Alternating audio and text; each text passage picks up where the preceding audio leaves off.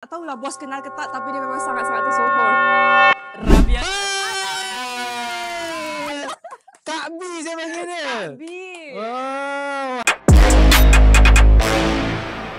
Hari ni akhirnya kita spot juga bag Rabi Icon. Yo.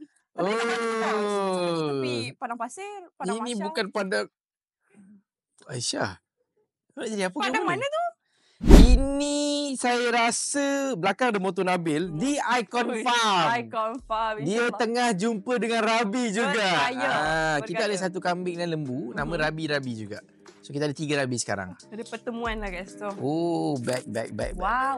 Saya kenal bag ni, macam tak tahu mana datang tadi. Ini adalah Prada Re-Edition. Harga dia tak mahal sangat. Prada ni datang dengan 2. Satu in chain, satu in strap atau dengan satu poket kecil. Yang tebal tu. Yang tebal tu So yang ni harga dia tak mahal sangat. Harga dia cuma RM12,500 sahaja. Oi. Bukan biasa-biasa Rabi, bukan. Tu manager saya tu. Itu staff saya tu. Oh, manager saya tu. Kalau tim saya pun boleh pakai beg dekat RM15,000. Betul. Apatah lagi Betul. tim saya yang lain. Oh, kaya kat Rabi ni. Kaya Kamu gila. kenal dia lama dah ke? Saya baru je. Dia macam mana? Dia macam mana? Saya selalu nampak dia tak ada office. Oh, dah. Dia macam malas-malas. Dia macam tu lah. Garang gila bos. Oh, ya ke? So, makna banyak seal korang tu dia ambil register atas nama dia lah. Oh, faham. Sambung back kedua. Saya nak tengok kan ni? Jom, korang kalau nak shopping ataupun jual handbag dan juga Rolex, klik link dekat bio. Jangan lupa follow. Okey, jom kita Show me the way. bag kedua, Rabiata Adarat. Yang ada sisi kat tepi tu. Sisi? Ada sisi. Dia pandang atas, saya nak tengok pandang Ada apa? macam Macam kita tengok kat bawah. Macam tu. Yang ini adalah Chanel WOC. Gila. Harga dia tak mahal sangat. RM16,000 sahaja. Kaya Rabi dia Di rupanya. usia yang begitu muda. Kaya dia rupanya. 30 tahun. dah Cerita boleh pakai. kat saya macam dia daif sangat. Pagi Nasi makan bos. keras. Makan habiskan sambal semua kat belakang tu.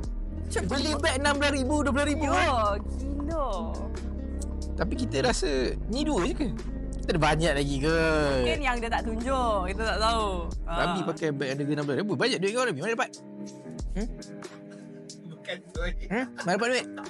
Curi duit company. So, kedua-dua pasang handbag Rabi Icon, harga dia dekat RM30,000 sahaja. Banyak duit dia. So ni baru 2. Oh, 2. Saya dimaklumkan PI saya, PI. Private Investigator saya, Private Investigator. dia ada buat checking. Background checking. Rabi total ada dekat 17 pasang handbag. Gila. Serba satu. Bukan serba guna. Itu Dewan. So kedua-dua pasang handbag Rabi Icon harga dia dekat RM30,000 sahaja. Kaya budak Icon ni. Kaya. Jom shopping dan jual melalui Icon Lux. Jimat sehingga 70%, installment serendah RM5 sehari. Jual dan konsign item anda dengan kami. Cepat, klik link di bio sekarang.